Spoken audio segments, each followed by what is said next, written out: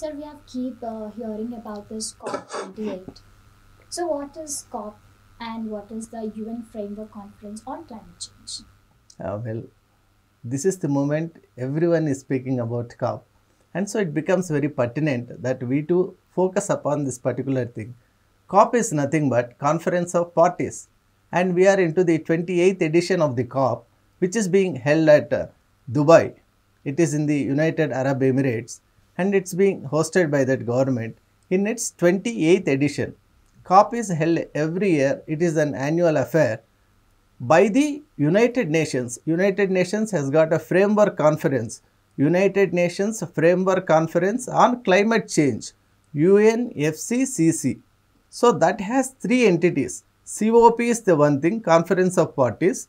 Then the other thing is Conference of Parties meeting to know how they are achieving towards Kyoto Protocol, that is called CMP. The other thing is meeting to align with the Paris Agreement, that is called CMA. So COP, CMP and this CMA, all these things really help us to understand how we are progressing together as the nations, collective nations, and how we are really moving our efforts in containing the negative effects of the climate change. The very purpose of COP is to mitigate the adverse effects of the climate change. The Paris Agreement has very clearly said in its 21st edition that there is a felt need to really cap the rising temperature of the earth around 1.5 degrees centigrade. 1.5 and to a maximum of 2 degrees. That is the limit which is really given to us, because if we go beyond 2, the entire polar ice will melt away, there will be no Antarctic cap, and the oceans will rise like anything, and most of the coastal cities which we are seeing today, like New York and all, will be under the sea. So that is going to be the catastrophe which is in store if we don't align our activities to contain this rise to happen. That is why the UN is very particular, and the UN has got the framework convention where nations around 192 to 196.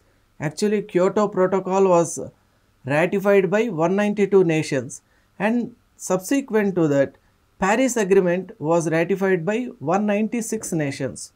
So this clearly shows that the entire earth and the major military heads or the major administrative heads or the major negotiators or the major actors or the major, the civic people or the intelligentsia, everyone is thinking towards attaining this particular goal, and that is really a nice thing. And this COP happening every year is a kind of annual review, because we have to know how far we are progressing towards our set goals.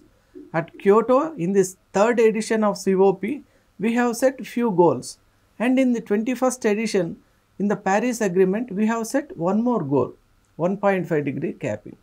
First, in the Kyoto, we have said that the developed countries have to really contribute a lot. They have to really check the emission of greenhouse gases. Now, in this particular context, I would tell you about the greenhouse gases also. We have certain gases like methane, CO2 and SF6. These are all freons. They are called greenhouse emissions. These gases trap the heat without getting radiated into the atmosphere. So that way global warming takes place. I think everyone must have heard about the term global warming. That global warming or the greenhouse effect is something which is really detrimental to the fate of the humanity or even the animal species, because once there is a change at some level somewhere, naturally it would give its adverse effects to other things also. Like we have seen only a limited percentage on land, but most of the living beings, according to the biologists, are underwater. So there is a large amount of the species, large variety of the species which is subsisting underwater, and that marine organisms are really affected by man-made activities. Greenhouse emissions are there. then man is doing deforestation. He is trying to reduce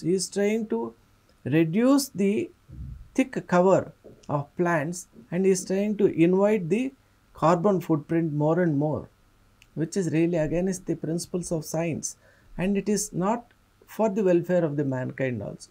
That's why the COP28 we are all looking for eagerly that something nice might happen, because it is the concluding phase of GST, we call it global stock trade taking, global stock taking, GST. And it also has something called funding, climate finance is there. So we have to really look forward how far these things will go well in the COP, because it has people from across the country, across the globe, I would say. There all types of negotiators would take action to promote this activity.